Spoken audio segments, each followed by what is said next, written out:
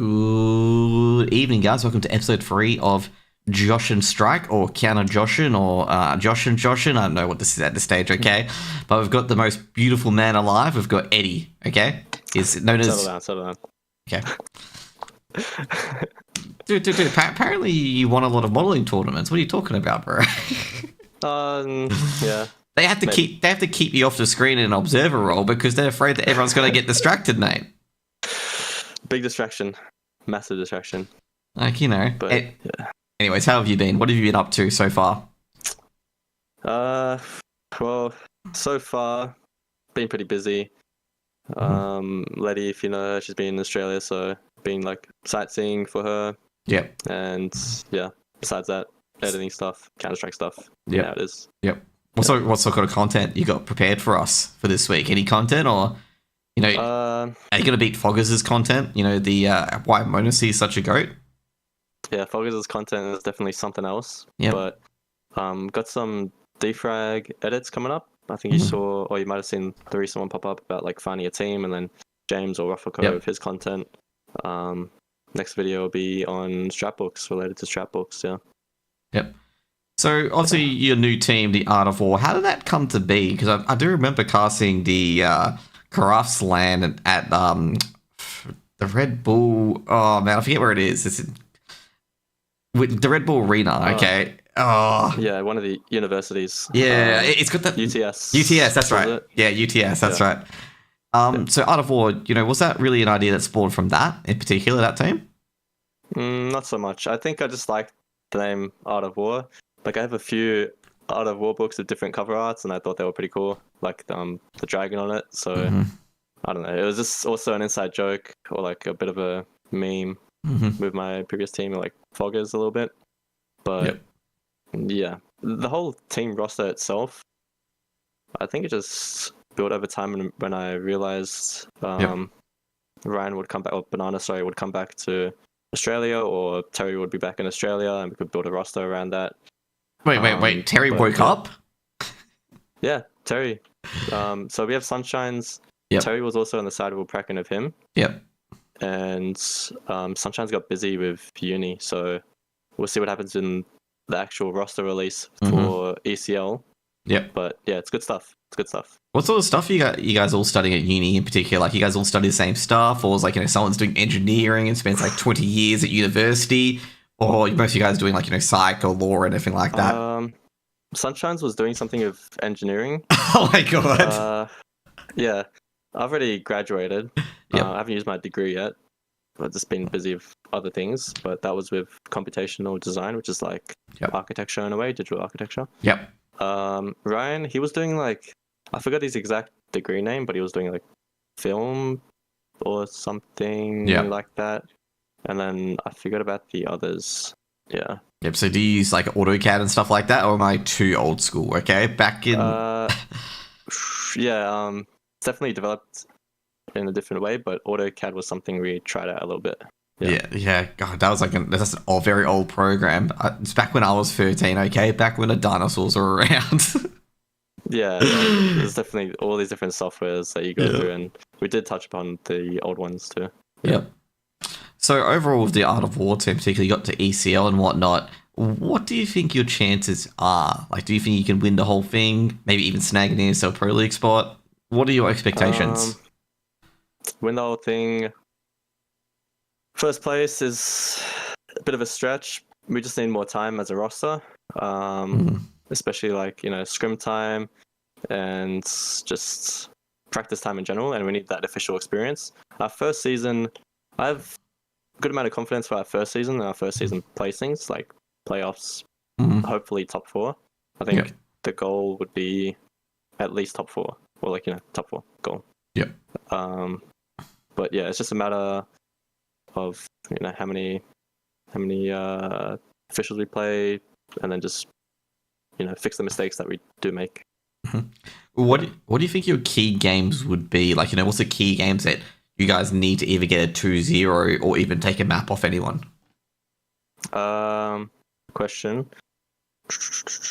I think outside of Rooster, BNK, FlyQuest, those will be close games. Mindfreak 2, close games.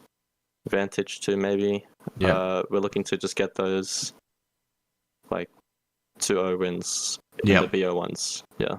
Yeah. We shouldn't, like, the game might be close, but that's just like us maybe warming up or something, but we should be getting those 2-0s, yeah. Yeah, he's just trying to more secure that tie break. So it's just like, we don't have, like, even if we, tie or anything like that, we're pretty safe against these teams in particular.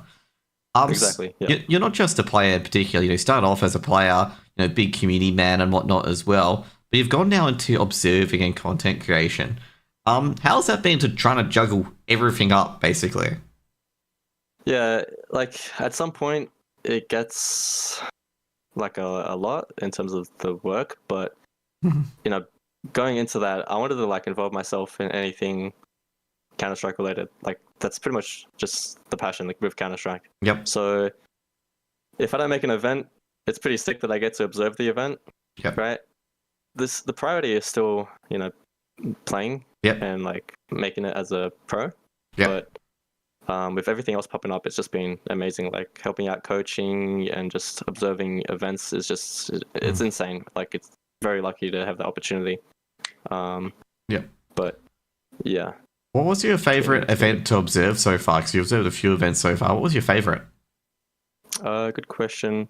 So there was IEM Sydney, that E-Flare tournament, DreamHack Melbourne, and then future event coming up.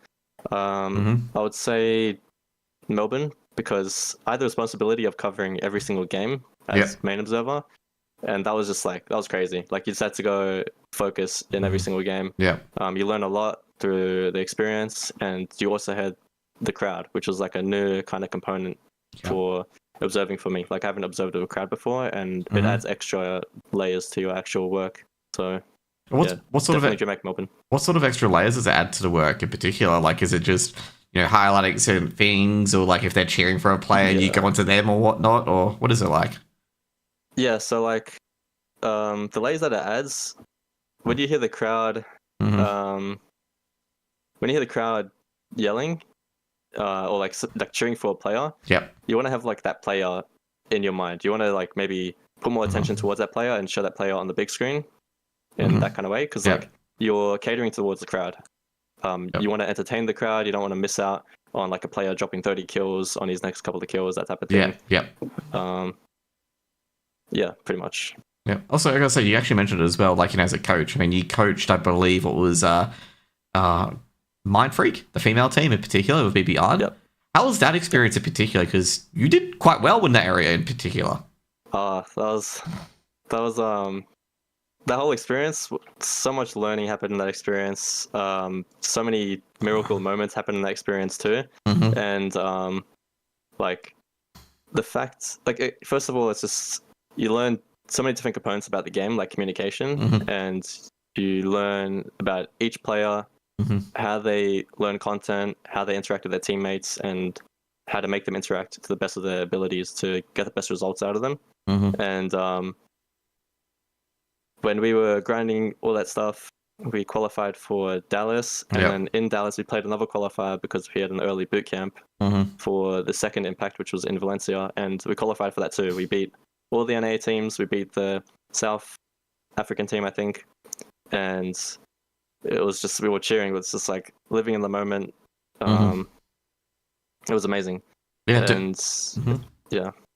I do remember like that. What was it? The video from when your Mind Freak won, and like all the cheering in the LAN cafe and whatnot. It was such an epic moment in particular.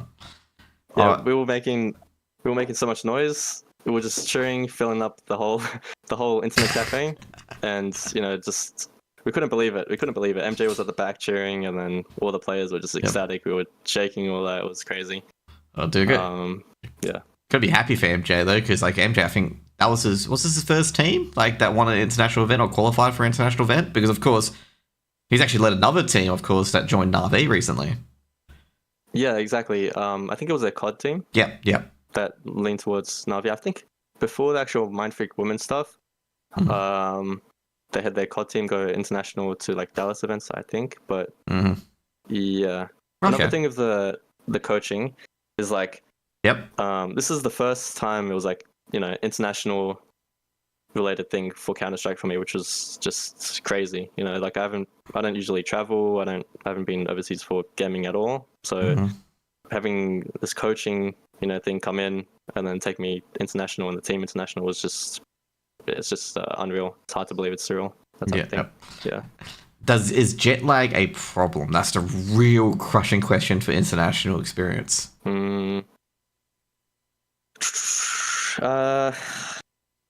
For competing, I feel like if you go international and like you got these events to play, you probably just like really focused on playing it. Like you're motivated, you got that extra energy, like that extra energy reserve to just focus on the game. But obviously jet lag comes into an effect at some points. You might crash. MJ was giving us strategies to help counter the jet lag, like just sleep on the plane or stay up for a certain amount of time and then just crash, or energy drinks, which some players went for. But yeah, that's the jet lag kind of thing. Yeah. Like I said, what about, you know, so let's shift it back to content creation. Like so you've started doing some content creation, like with clips and whatnot for Defrag. Is anything on the horizon other than looking for a team? Which, ironically enough, a lot of people pointed out that you're still looking for a team. Is there any other content coming up? Yeah. So, you know, before we started editing, we laid out certain topics to talk about or start recording, that type of thing. There was the LFT one, which has been uploaded. There's the Strapbox one, which is a future upload. There's going to be analyzing certain pro demos or gameplay kind of things. That's going to be future kind of block of videos. And then there's going to be like tournament style videos where we maybe get the community to vote on who versus who, but we go for a player versus a player. You get the comms, the whole experience, and you're kind of like spectating. You can hear the smack talk, that kind of thing. And they play for a prize. So that'll be really fun. It's like whole community based, getting the community involved. So that'll be good. Yeah. Do you think it will be the best 1v1 in that sort of experience? I'm going to go with Foggers and Malta, okay? After seeing them go at it. Foggers and Malta. Good 1v1s. That would have a lot of banter and a lot of, you know, flair, because obviously Foggers and Malta, mate, like I casted that major qualifier and those two were fucking going on. Yeah, or Foggers and Falcon or Pat. That'd be pretty hilarious. But there's heaps of different mix-ups you can do that just provide so much content. So I got to think about it a little bit. But yeah, I'd say ASAP and Nedek would be pretty good as well. You know, obviously the two aimers and whatnot. Exactly, yeah. And then crazy mechanics. I would go with Pain and DPR as well for the AWPers, for the young AWPers with potential. Not sure if DPR is still around, but they're both, you know, very high potential, high ceiling. Probably see some crazy gameplay out of that. Yeah, for sure. And there's just like so many possibilities that can help with storylines too. Definitely. Yeah. What other ones, like, you know, with storylines in particular, like, you know, what could help? I think in the upcoming teams, or like, you know, like teams that are within the top 6 to 10, you could get players matching up against each other to showcase their mechanics, that type of thing. Because some players, you know, they're playing a team, but they can't really showcase their mechanics to the full of their extent because there's just other factors that hold them back. Maybe their role or, you know, position in the round, like they're playing side anchor, they can't really feel as free or play as free as they would want to. So, yeah. Also, last but not least, okay, we've got to comment about the elephant in the room in particular. Well, obviously it's a Tema phrase, but how did you meet Letty? Like, you know, obviously you two are a couple. How did I meet Letty? That's a good question. I think. Hi, Joshin. Hello. I think it first started with like a raid. Yep. Or we had this bubble with Mon. Yep. Rizar.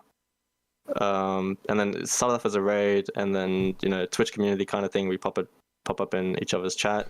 He friend-zoned me. No comment. Did you friend-zone her? Wait, hang on. Did you friend-zone her? I didn't friend-zone her. I just... it's quite the story. It's complicated. Okay, got it. Got it. It's complicated. But I was like, I'm not sure if I have enough time to commit. I didn't want to disappoint, that type of thing. Yeah. But I was like, okay, I'll still be open-minded about it, and we'll still talk. We'll see what happens, and then yeah. Where have you taken Letty so far in Sydney? Have you threw her up onto the Sydney Harbour Bridge yet? Opera House. Where have you taken her? Where have I taken Letty in Sydney?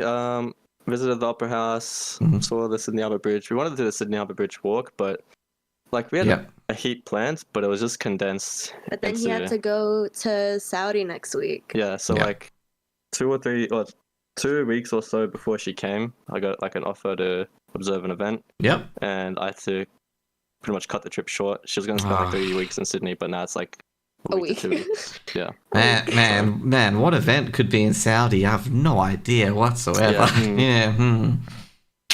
You know what? It's probably a river cruise for you two or something like that. You never know, okay? In the desert. Yeah. Exactly. No one knows. So, I gotta say you so any observing coming up at the ANZC's LAN that's been announced? That LAN, we'll be looking to play it, the Art of War. Yep. So we signed up. I reckon should be able to get our full roster in that LAN, and it's gonna be really fun. That sounds pretty good. Yeah. Like I say, anything in particular, because of course you've done Looking for Teen, now you've done the Strap Book and whatnot in particular. What sort of content will like the Strap Book contain? Is it like more of focusing on defaults? Like what's the main focus on like a good Strap Book? So that actual video itself, it's going to talk about like Strap Book, why you need it, how to write one, mistakes I've made, which is like just, for example, writing up so much information you can't really read it, or not writing clearly, so you confuse yourself in the future. Yeah. But it's like the whole broad topic of Strap Books and the most effective way to write one concisely. Yeah. Yep. So like what are like some tips and stuff like that on like how to go about a Strat Book in particular? Like, how to adapt the team to a Strat Book? Well, like some tips, it's like a good one or a good foundation to talk off of is like you have your team Strat Book and your personal Strat Book. So your team one, your IGL can put in all the notes, all the strats you wants the team to follow, and then your individual one can be more personalized. So like you can write in a style that caters towards you and helps you in the most effective way. And like your writing of style is going to be super important. That way, when you're in an official or in practice, you can just refer to your Strat Book, look at your strat, and easily kind of refresh your memory. Yep. Your goal is to refresh your memory. Refresh your memory, and your Strat Book is a tool to help you do that, I would say. Yeah. Especially when you're like bouncing between maps, you might forget certain components in your role, and that could screw you over pretty significantly. Yeah. Yep. Ideally, though, you want to be practicing so you don't really forget your knowledge. Like you're practicing enough so you don't make those mistakes. But yeah. Yeah. So with Neo particularly, because obviously Neo is your IGL. Is that correct? What does this? No, I've been IGLing. For the team. So most important, okay. How do you store your Strat Book? Is it like an exercise book from the news agency? Is it a binder? It's got plastic sleeves in it. What does your Strat Book look like? Yeah, that's also a good question. Yep. The video will be answering all these questions, but like, do you mean the tools or medium that like? Yeah, the medium. Like, do you have a file? Do you have a binder? Is it up here in your head? Different ways to take notes, but the way I do it and a lot of other people do it is using Google Sheets. Yep. To write down notes, but yeah. Okay. So how do you refer that during a game? Is it just you just print out the Google Sheets before the game and put them there, or because obviously Google Sheets is online? Yeah. So if you're on LAN, you probably print out your notes.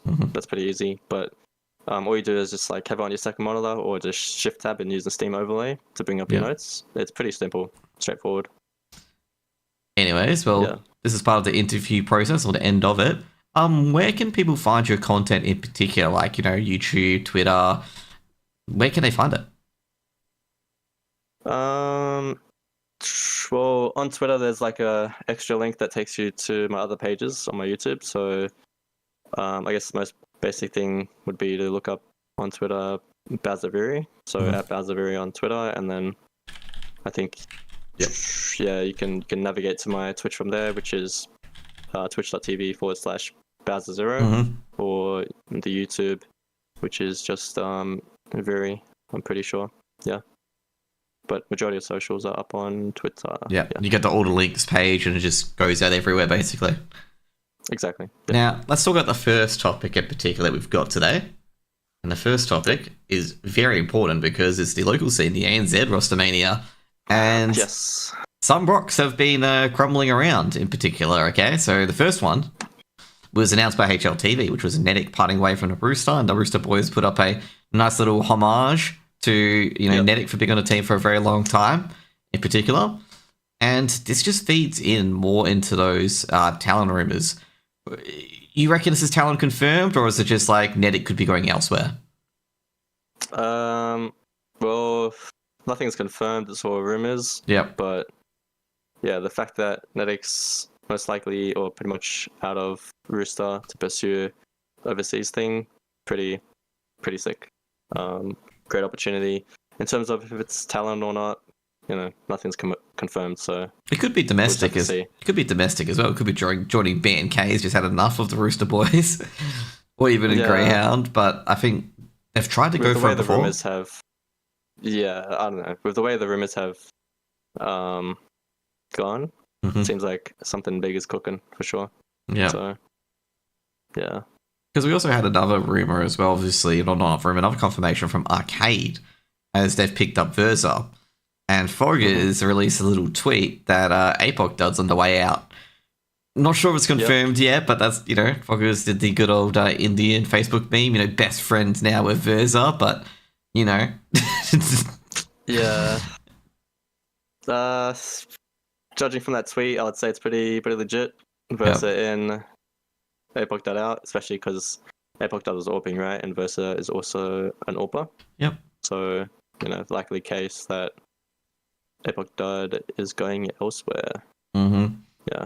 Yeah. Tweet from Foggers. Give him that. Yeah, I guess that only place I see for APOC Dud in particular is probably BNK at this stage, probably trying to keep their five, keep their core three together. If the talent rumors are true, that's my most likely area.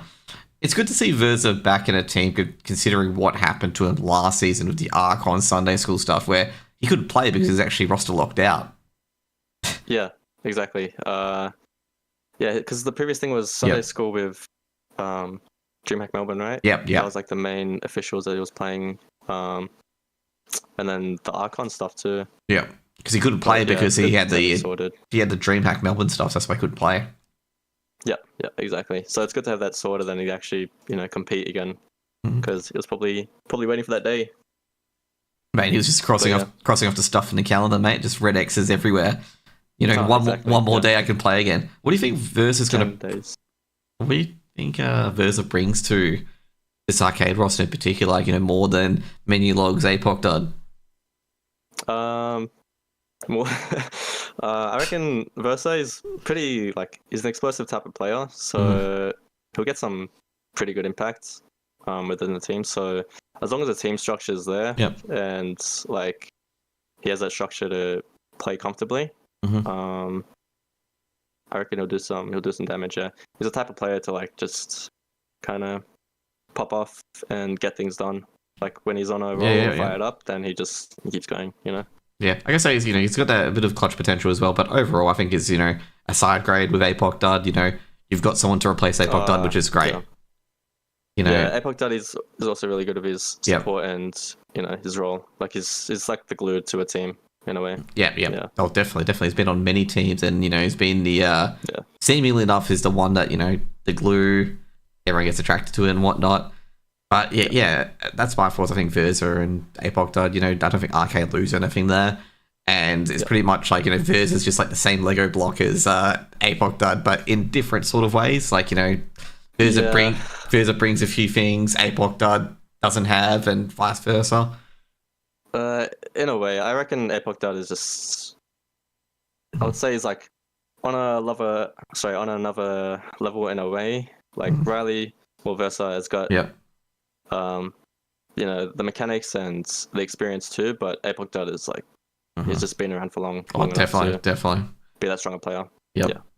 Now, there's going to be other ones as well, other changes, because obviously Nedic's going to set probably, the domino effect, that guy with one domino and a giant domino Obviously, next going to set up that. What other changes are going to occur? Let's just say a ton rumors confirmed. You see Addict and Hazard go off to whatever. What do you see like potential roster moves for BNK because they want to keep their spot? Or is something going to happen there where Talon takes their spot in particular with having the core?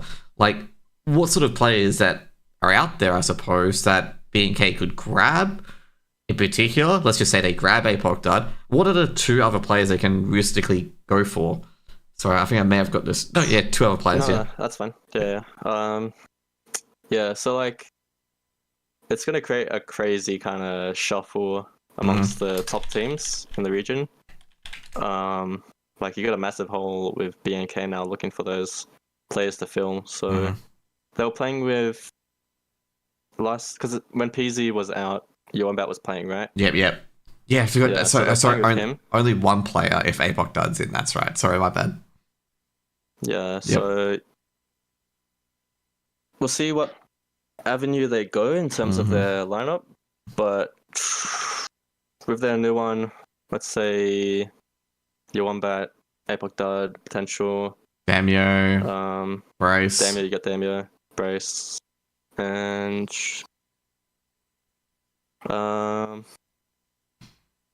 yeah, I'm trying to think of a fifth, but like you could realistically, because obviously it's a rifle you want to just put in there, or you could even put Damio to obviously a rifle as well. Put APOC Dud back on the AWP, but I know he prefers a rifle and whatnot. But I'm just trying to think which rifle they can grab. I think realistically they could probably grab any rifle, even from like Mind Freak, Advantage in particular. There's a lot of players on the cusp who are very big stars of their team that they could realistically just pick up. Yeah, I'm thinking because like, what are some other teams that had roster changes? Yeah. What are some other teams that had roster changes? Oh, so they're picking up It's finally. Jeez, finally BNK picking up a good team. So what other teams? There's Mind Freak, there's Vantage. Yeah. There's not sure. But Vantage had roster changes. Actually, I gotta say it's a very difficult one because like I say right now, whoever it is, this is just gonna be an absolute curveball.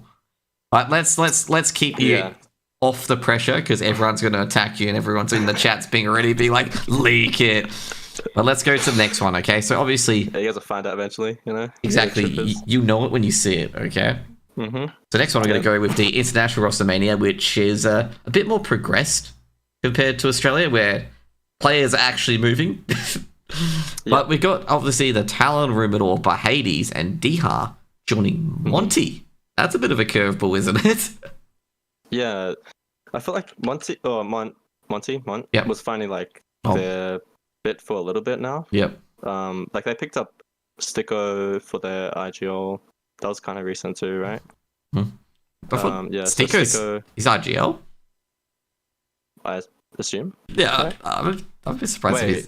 I was gonna say maybe I'll be surprised because he plays lurk. He plays lurk generally. He could think, even he gives all the content. He could be IGL. No, it's Hades IGLing.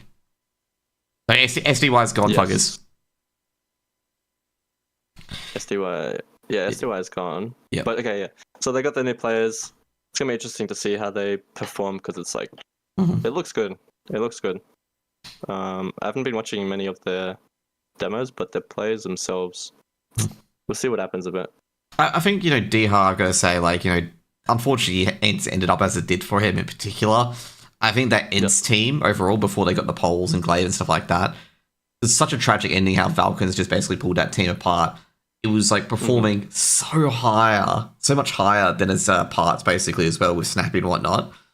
And now I feel like they're just back to square one because it's just like, well, we've broken up that team and I'm just hoping Diha gets a new start here because he's been a great rifle for a very long time. I remember casting when he was at Sprout and he was just like popping off heads and Sprout couldn't get into the ESL Pro League for the life of them, basically.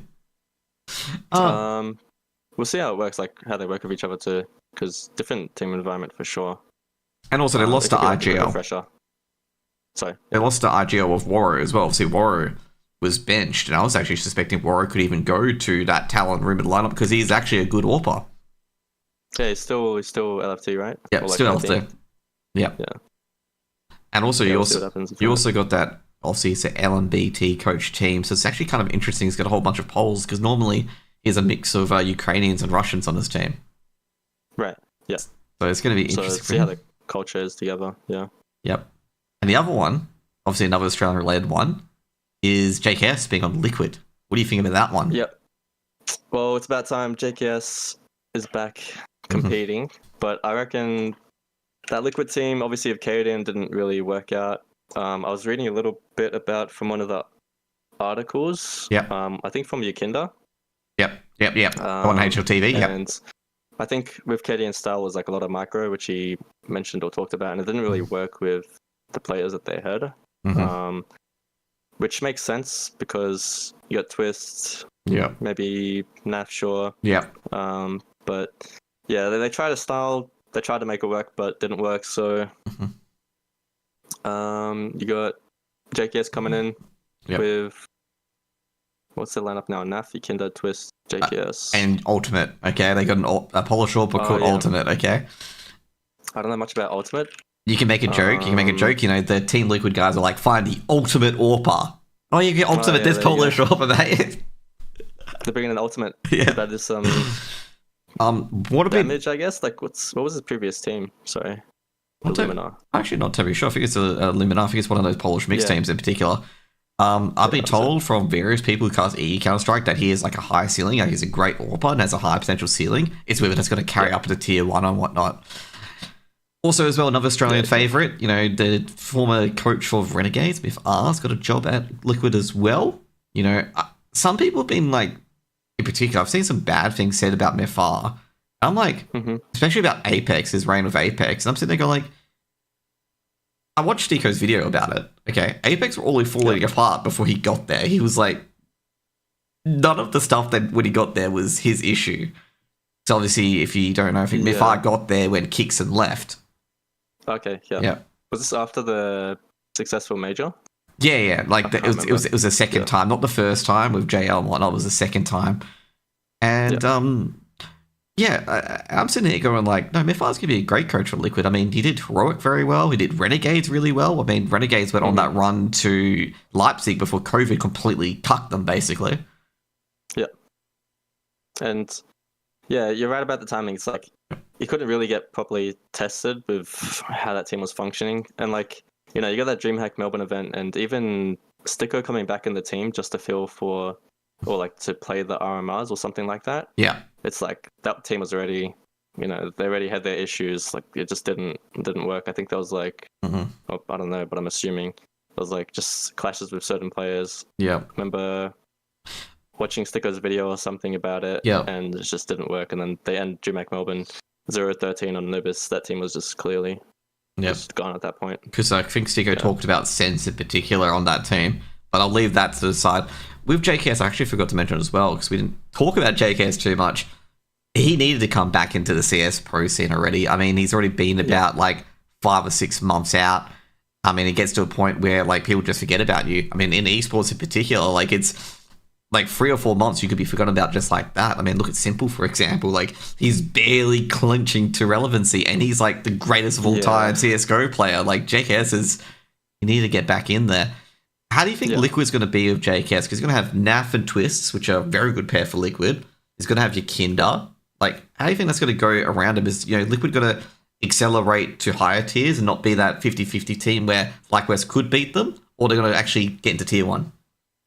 Yeah, I reckon Liquid, it's like definitely a good refresher for the whole team. Like, they'll probably introduce just a proper system that everyone's comfortable with and they can actually get good, confident results. Like, you would watch some of the Liquid games with Katie in the past and it's just all shaky. Like in the RMRs, close games, it's just weird, weird score lines. And also like in the games there's like rounds where they're trolling a little bit. Yeah. Like, they're just messing around. Like they're feeding kills at times. It doesn't seem as professional as it should be. So I think with JKS coming in, it should help reset things and the culture of that team, I would say. Yeah. Because like they're spending all this time, they need to actually just get results. Yeah. Like that whole stint with Kaden was a experiment in a way. And with JKS, I reckon it'll work really well, especially with Twist. Yeah. Because like JKS did fill in for Phase. Yep. Phase when Twist was playing. Yeah. And also they got that clutch player in NAF as well. You know, they've got really good stars in there. So like JKS can like probably rely on a lot more players, kind of like when he was in G2 with Nico and Hunter, where he can just be that anchor. He can rely on NAF and Twist to just perform miracles, basically. I think in particular as well, someone actually highlighted this as well on the tweet about G2 and whatnot. They were I gotta say, like, this G2 roster has been heavily criticized and judged, and it's actually gone on to JKS because they act like JKS doesn't communicate, and he's like this silent person, like he just communicates in smoke language or something like that. Yeah. What do you think about, like, you know, over criticism like that? Like, I think it's just ridiculous. It's really like it's cooked talking about because outside of the stats and just how a player would perform or like the stats, you know, attached to their name, it's like a massive part of it is just the culture and the team and how teammates interact with each other. It's like the most successful teams have like that really good team synergy where they're friends or like you know, they're not just playing and treating it as a job. They actually like enjoy playing with their teammates. And if a player has an issue with another player and you try to resolve it like in a professional environment, but it just doesn't click, or you're missing something like communication, like certain comms from a player, let's say the majority of your roster is like quiet when you need more vocal kind of comms, then it's like it just doesn't really fit and build the team that you need. So that move was definitely controversial because JKS wasn't even doing that bad, but it's just like, what does the team need to succeed with the environment, I would say. Yeah, because I read an article about it. I think G2, I agree with them, was the most over-criticized team. I mean, they were criticizing parts that weren't even relevant. I mean, like, they were hypercritical of Hooksy. And I'm like, yeah, who wins your game? Who wins you the game? Yeah, exactly. It's not Hooksy, okay? You could put any IGL in there, as long as he can keep Nico, Hunter, and Monacy, you know, focused and cool and not, you know, being rowdy. It's fine. Yeah. It's not like Na'Vi. Exactly. It's not like Na'Vi where Blade's got a system. It's not heroic where Kaden has a system. It's just let your star players pop off. That's it. Yeah. Like, Hooksy's been around in that team for so long because they're comfortable, like, with how he calls and also like how they set or how he sets the team up. It's like Monazy's been popping off. Nico, he had like a slump period, but you know, he's been popping off in general most of all. But I guess it just it hit that certain point where they couldn't really go further anymore. And like if Fulksy's been around for that long in that team, then they all had respect for each other, I would say. Yeah. But it just comes down to hitting your goals. Yep. Yeah. Talking about, you know, obviously Team Liquid, we had Skulls. Obviously Skulls moved to Furia. What do you think that move is for Skulls in particular? I think it's a good move for him. He needs to get some confidence back in himself. But I gotta say, I don't have much love for Furia because Furia seems to be that team that has like all washed up players in it. And they just slowly go down and down and down and keep making wrong moves over and over again, just like Citro Bob. But I think it's a good move for Skulls because I guess he represented the chaos that was in Liquid because he wasn't performing well at all. Yeah. Do you think like Skulls' performance was a bit related to like the culture of the team? That's what I'm implying. Yeah. Yeah. I would say so. Yeah. He probably didn't feel comfortable. This is all like just assuming. Yeah. Don't know exactly, but he was probably just didn't feel comfortable. Maybe the comms or the way that the team talks to each other. It's like a bit. Just I don't know. Because I saw Maui was very critical of his movement and positions and whatnot, and I'm like, this feels like a player who's like got two different voices in his head, basically communicating different things, and there's like a clash in the culture, and he's just the symptom of it. Like he's kind of like, because a lot of Brazilians in particular, they're very passionate and emotional people, so it expresses like that as well, and that's how I felt it showed with Skulls. There was just two things clashing, and he just didn't know what to do, so you know, deer in headlights. Yeah, and also, if we link back to what we were saying earlier with Kaden, it's like, if Kaden was micromanaging heaps, right, and Skull is maybe his English or just how fast he picks up on, you know, just like those type of calls, like, it probably just didn't click as well, so obviously he's not going to really perform because he can't like focus on his aim as much. Yeah. So yeah, maybe it was just the style of the team that was wrong that made him not perform to how he should. Yeah. But yeah, it was all just kind of like a mess. Talking about the NA scene a bit more, about M80 signing Lake. Now, have you ever heard of Lake before? Have you watched a lot of NACS? Was Lake the player that was in Steel's team, or was that someone else? That was No. Leaf, right? No, that was Leaf probably, but Lake is one of these players in particular. He's played with Volker and stuff like that, like in Carpe Diem and stuff like that, and he's just an absolute stat monster, dude. Like, that guy's an absolute workhorse. Gets like 20 to 30 kills per map, definitely always performing, very consistent. And I think, obviously, with losing Malbs, this was just a natural pickup from M80. This is actually a good move from M80. The problem is losing Malbs, I think, is going to be leaving a bigger hole than they think, but it's good that this time it's just a rifler and not losing the IGL like what happened last time with Mags. Okay, yeah, because I don't know, I think it's pretty good because M80, their last ESL Pro League showing was pretty sick. Like, GT wasn't in the best spot, but they looked fired up. They had like all the energy and it looks like they're on the upwards in terms of performance. So this roster move should help them progress further. Yep. If things click, Got a few other roster moves, funnily enough. Obviously, Boros, the man, the mouse changer himself, he's actually returned to the scene for Into the Breach. Okay, so they finalized that roster. And let me give you Into the Breach's roster, okay? You're going to enjoy this one, okay? Boros, Smooya, Kios, Flatrow, John Flatrow, sorry, and Synopsy. How do you think that roster's going to go from Into the Breach? Because I feel like it can go chaotically well or chaotically bad, given, I'm going to say, Smooya.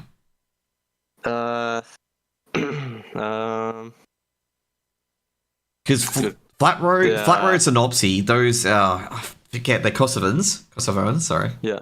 They're so, passionate, so hype. Every kill they get is going to be amazing. I'm just going to see how it's going to clash with Smooya and whatnot. Is it going to be, as I said, it can be big upward trend or absolute disaster, basically. It's like an all-in sort of move from Into the Breach. Yeah, I like the duo move with Joanne and Synopsy. Yeah. It's like they already have so much experience together, they're comfortable playing with each other, and they bring that energy, right? Yeah. And Smooya's also got that energy. Yeah.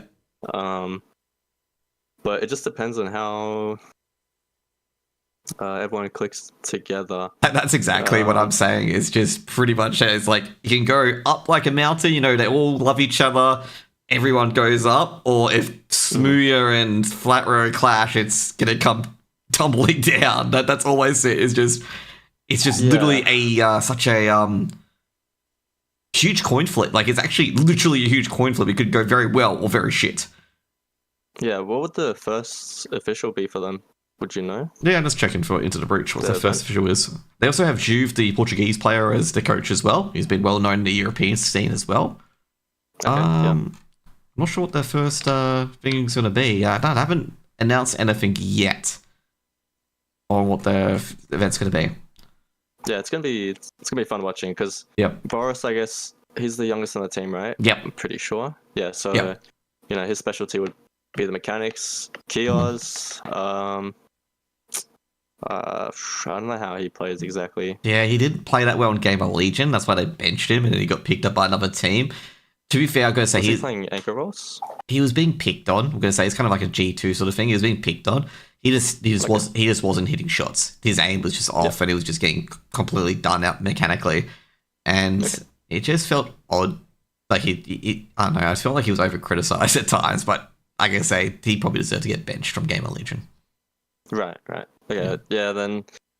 Then that's that. But with this team, it'll be fun to watch for sure. Yeah. And like they've got a lot of hype built around it. Smooya has picked these players himself, and he seems pretty motivated to hit that major spot. You know what they need though? They need like a Flashpoint sort of tournament, stuff like that, where Smooya, Flatrow, and Synopsy can just go bang with the banter. Because I remember, I think it was Foreign said it, that Smooya was very good for the tournament because he was so good with the banter and whatnot.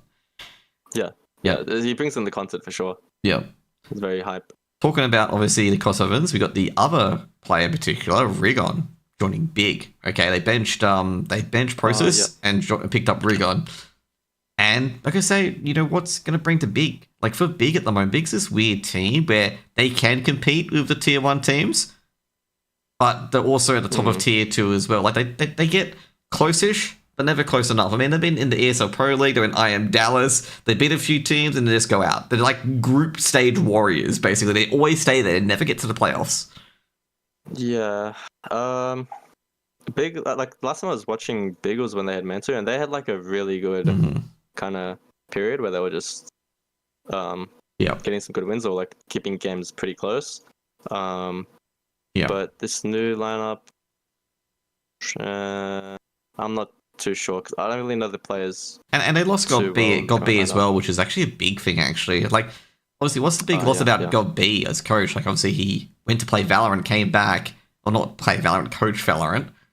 But now, that's like an end of an era for Big, because God B and, I forget his brother, NK. They got both Bs at the end of it, okay? But either way, like, it's the first time in a long time for Big that neither of those players, like NK and God B, are coaching this team.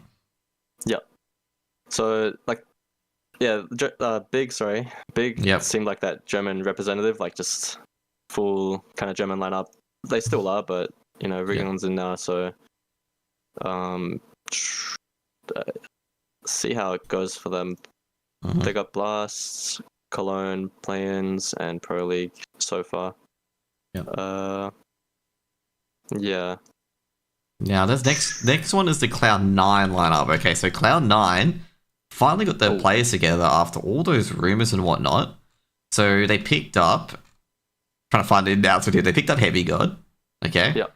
They got Inter's back. Yep, Inter's back, obviously, from the previous gang, the youngsters roster. They picked up, obviously, IC as well from Amcal, and obviously they keep Boomich and Axile.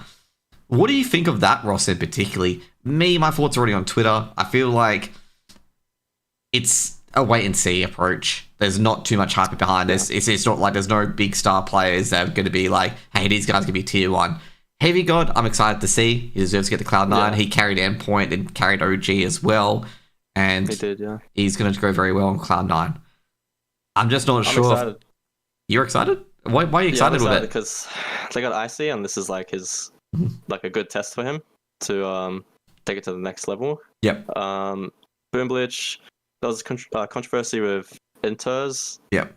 But I guess Axel and Inters experience already. And then Heavy Guard, he seems pretty fired up. Like, those highlight rounds in the OG, the Diggle on balcony in apps, I think 5K. But yeah, like with that whole lineup, and IC being able to just like farm with the AWP. We'll see what they do. I guess like overall for me, I don't think it's a tier 1 team, but also don't think it's a tier 2 team either. It's on that weird cusp, as I say, for like Big. It's like they're not going to be making playoffs, but they could be a threat in the group stage, and that's it. Yeah. I'm just not sure how much IC and Heavy God are going to be that clutch potential. You get what I mean? Like I'm not terribly sure how that's going to go. And also with Cloud9 particularly, with Inters being back in the roster, I think Cloud9 mismanaged Inters by replacing it with Buster. I think that was like one of the worst moves I've ever seen a team do. Because it's like that Buster is having a poor time Virtus Pro. Why do you bring in a poor form player for Inters who's not having poor form? It's just I just never understood it. These types of moves, it's confusing. Like something had to go right in practice or scrims, but maybe it was like a honeymoon period and then it just fell off. But yeah, I don't know. Now Buster's with 1 win now. I have no idea where Buster is at this stage, but I think he needed to go to a team that was in tier 2 or whatnot because he just, I don't know what happened to him. His confidence just sapped away in Virtus Pro. Like, he was huge in Virtus Pro and it just fell off a cliff, basically. And I was surprised when Cloud9 picked them up. Yeah, like, okay, if they picked him up during that moment when he was just in a slump, I'm not sure. Maybe it was like an emergency pickup, they were rushed for time, that type of thing. But yeah, it's an interesting move. Yep. Last but not least, we're going to get onto the final topic. It's going to be the ANZC Sydney LAN in particular. That finally got announced. Yes. How is it that we finally got a LAN? Obviously, since TJX was the last LAN in particular for Sydney. How hyped are you for it, man? Obviously, you've entered. Yeah, I'm of course signed up. But Sydney LAN, it's about time because like when I was getting into the scene, it was pretty much the time when COVID hit, so LANs were pretty much off the lines. Yep. And it's been that long, and there hasn't been anything like Sydney based to kind of play in. So having these opportunities pop up with LANs is definitely something to be excited about. Especially like an 8-team LAN, the prize pool is pretty good. Yep. And it's going to be a really good experience. A lot of fun playing with your peers, like the people you've been playing with online for, you know, however long. And it's also at Fortress as well, so like, you know, people could be there, spectators. Exactly. It's that Fortress and the facility in Sydney. Yeah. So is it going to be in the arena or anything like that? Do you know? Or do you know the format at all? Because I'm not aware of it at the moment. Not too sure about the format. I'm not sure if that's been released yet. Yep. So we'll see what they update us with. Yeah. In the coming days. Yeah. Because I'm thinking like, you know, trying to get it all done one day. I'm like trying to think, how are we going to do that in particular? Obviously, I'd say obviously avoid a round robin because that could take for ages. But I'm just wondering how we're going to do that. To be fair, though, we did get an 8-team tournament done in TGX, so not impossible. Was that just one day? That was one day. That was one day. That was one day. Yeah, it was one day because I remember Foggers basically telling me, mate, we have to get it done today. And I'm like, what? Like, I thought we had a second day. That's a lot to pack in the day, but Fortress facility shouldn't be too many technical issues that delay the games, and as long as everyone's, you know, ready for their game at the right time, it should be okay. Yeah. Have you played like a Fortress LAN before? Like, have you LANed at Fortress, like playing scrims or anything like that, like against a team in? There was the Blast event with Rooster. Yep. Played in that one at Fortress in Melbourne. That was okay. I wasn't really a fan of the monitors or like just, I don't know, you could hear the audio from the speakers. It wasn't the best. Yeah, but yeah, Fortress is like, it's a pretty nice place though. With the layout and the space that they have. But, yeah. Because I remember going to the Melbourne one, of course, had those stands and whatnot as well. I've never actually seen the arena for Sydney. Is there an arena in Sydney or? Yes, there's an arena. Wait, there's like a whole open area, which I assume will be the arena. I haven't seen like the current, like the tournaments I've done in the past and how they set it up, but there should be enough space to cater for that, I would say. Yeah. I would say overall, like, you know, you think it's going to be a big series event? I'm actually hyped up, actually. I feel like this is going to be like a big series of events where, like, in the future, we're going to have, like, you know, one each quarter, have a big one at the end of the year, like, before Christmas, stuff like that. And then have, like, no doubt, potentially open quals as well. And make it really a big of a series. Like, actually, I'm actually really hyped for it because I'm like, this is starting something good. And also getting the lands back as well, which is, like, finally, because other than, obviously, the ANZC stuff, like the ones that have been sustainable. I mean, you've competed in a lot of the ones where they have one tournament and then they're gone the next day, basically. You never hear from them again. Yeah, like, exactly. So I did quote Shocks Esports as well. They did one, and then where are they? And then all the rivalry stuff. Yeah. There was the Team Liquid tournament, if you remember that. That was online. Yep. Yeah, that was that one too. And they haven't really hosted another one. I think they just do the like Valorant now or something for their tourney. But yeah, like these lands popping up, or like even this ANZC one. In a way, it's kind of like a test or like just a grassroots thing for future lands, I would say. Yeah. But yeah, as a player, you'd be really excited just the fact that there's lands popping up and just more opportunities to play in person instead of just being stuck online.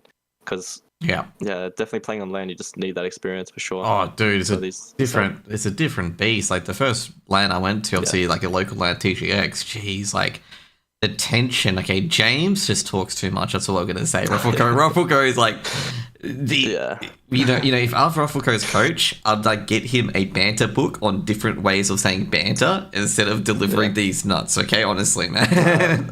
That's a specialty, though. That's a specialty. During an official, he just goes crazy. He goes crazy. Yep. Especially when he has a Red Bull, he's just gone. Yeah. He's like, Okay, crazy. I was going to say, do you know any of the other 7 teams that have entered in so far? Because this is actually the big hype point. It's only been announced for one day, and we've got 7 teams ready to go. Like, that's insane. The other teams, I know that Arcade Yep. should be playing in it. I'm pretty sure. Arcade Oh, signed up. We got an update. 11 teams now, but still 11 teams in 2 days. That's really good. Wait, so they're still going to be having 8, right? But they're going to choose the teams for the 8 spot. Yeah, as they said that in an announcement, they will probably choose the teams. Like that's what's probably going to happen. But dude, Damn, 11 teams though. That's pretty good. That's encouraging, I've got to say. And it could lead, as I said before, it could lead to open qualies for these sort of things. And it's going to be like some sort of circuit, some sort of league event that honestly we definitely need. I mean, you got CCT in Europe, and arguably it's sponsored by gambling, things. We can't really do that in Australia because Australia has very strict gambling laws. Yeah, exactly. Yeah. But, we could have something like a CCT, obviously, in Australia, even though we do have that series already. We could have another one on top of it as well. Like, it's actually really encouraging, and I'm really liking it as well. 100%. And also, these type of events like Bris Vegas, ANZC with these LANs coming up, and just future LANs in general, it's like it helps the motivation of players because back when COVID was a thing and there was no LANs, people just lost motivation because they're just playing online constantly. Yeah. So the fact that these LANs are coming back is really important for the sustainability of the game, especially in Oceania and just ANZ. Yeah. You compete, play in these LANs, get that more immersive kind of esport environment, and it just pushes you forward. Because I remember Bris Vegas, the first one I want to try and attend, which was the one that was the COVID one, the first COVID one. And I was a bit annoyed I couldn't attend that. But then again, at the end of the day, I researched it afterwards. I couldn't get back into WA if I went. Ah. Yeah. Right. Okay. Yeah, it's kind of not fun. But overall, I definitely want to get over to Bris Vegas because, they even host a StarCraft 2 tournament. Okay, I'm a bit of a StarCraft 2 buff as well. Okay, so I get 2 of my favorite esports. Exactly, they were doing it side by side, I'm pretty sure. Yeah. In their last Bris Vegas, I saw the StarCraft section, which is cool. Yeah. Have you played StarCraft 2 before? No, I was the only strategy. I'm pretty sure StarCraft's a strategy game. Yeah, it's RTS. RTS, yeah. Yeah. The only one I was playing was Age of Empires 2. I love that game. Every time I do the troll with you can't fit 8 spearmen, but you can fit 7 elephants on ships. All these different strategies. I wasn't the best at it, but yeah, it was fun. Definitely fun. So overall, with ANZC in particular, and then we got Bris Vegas as well. Any other LAN tournaments that you want to see come back? A LAN series that probably could have existed before COVID. Well, what opportunities were there for Australia that don't exist right now for current circuits or? There was Global Challenge. Yeah, it's probably not too much Asia actually. Based too. Yeah, Extreme LANs. Extreme LANs. Yep. Yeah, I remember seeing officials for that. So I think just any tournaments that get Oceania and Asia playing together, they're so close to each other. So having 20s pop up for that would be amazing. It's it's a good way to segue into the bigger tourneys overseas, like the EU ones, like ESL Pro League. It's you first versus Asia, and then you go into the next step, which is pretty sick. Also with ANZC in particular, could that lead to what do you think if it could lead to a partnership with Fortress in particular and just have a ANZC/Fortress circuit? How awesome would that be? I wouldn't be surprised. That'd be cool. Yeah, if this LAN is successful, it's got good turnout, then there's no reason for them to not host it again. Obviously LANs are pretty costly, but if they have the facility and the partnership, that'll be amazing. Yeah. Because I don't think about there's so much potential out of this, but at the end of the day, it was one of the boxes, or I forget what they called the at conventions when they talk about these issues. It's going to come back to me, but they had one of these discussions about if you had all the money in the world, we could do it esports. It's this is Australia's problem number one is that money matters so much for a lot of sustainable organizations. Yeah, exactly. Yeah. People would love to host these LANs, but it's just so costly and it's hard to get players to fly in because you can't really cover that extra cost unless you have sponsorships. So it all comes down to the sponsors you have. Yeah. Yeah. Oh, exactly. I agree with Mav's commenting in chat as well. 100% agree with him. It's a costly tournament. It's so many logistics behind it in particular. was watching all the logistics coming in. I think it was like internet, TGX, it was the admin stuff, and like I was sitting there going like, yeah, dude, like it like everything half, like almost 3/4 of the cost is logistics basically. Yeah. It's just production you got to think about, and then I don't know. But when it does happen, and even when some events aren't like they don't return the money that you receive, or like you don't have the sponsors, but they do happen, it's like the players are super, appreciative of it. It's like so fun to just be able to play at these events. Yeah. And also, I got to like it with ANZC as well, because I actually highlighted this as well. A lot of people in house as well. So you got your Andrew, you got Wanda. He does these events as well. You got Mav. He's also in house as well. He does. He knows how to get. Oh wait, hang on. He knows how to get everything together. I mean, he's run so many events before. Like he's huge. I was watching him do his interviews and whatnot at DreamHack. I'm just sitting there going like, holy crap! Like I'm sitting there going like, dude, I haven't even thought about any of this crap yet. I was going to ask him like, how do you get the microphones and camera and whatnot to film my interviews instead of writing them. But like you got a lot of people in particular that have a lot of good set of skills and have actually applied them to international standard. Yeah, exactly. A lot of people have just the experience, and then we bring them together. The production level is just it makes it just so much more professional. So it's good to have those types of people working these events for sure. Anyways, do you guys think you'll win that event? Yeah, if we do, we'll be back to back, because technically there was already that ANZC ANZC Red Bull at UTS event, or like with their facilities. So we're gonna be looking for that back to back, and we should be having our full team, which will be very exciting. That'll be good. With Terry, did he wake up from Hollow Live? Hopefully, if Terry can travel over, then that'll be sick. It'll be good to finally meet Terry for me, because I meme on him in so much, but I've never met Terry, okay? Even when he was at Melbourne, okay? Nice. Okay? I met Banana, but I did not meet Terry, okay? I did not meet his partner in crime. Yeah, it was fun. It was fun being able to meet Banana, Terry, even Sunshines was there too. Just meeting all the players. It's really cool. Yeah. Anyways, I think we'll cut it here. A nice little podcast in particular. What do you want to say to all your fans? You want to plug anything in particular? Want to announce anything? Eddie, have you got anything going on? Well, to my fans, thank you so much for the support. Couldn't be doing this without you guys. Very lucky to have you guys in the community, and even my own community with like Twitch and just Twitter, all that type of stuff. So very much appreciate that.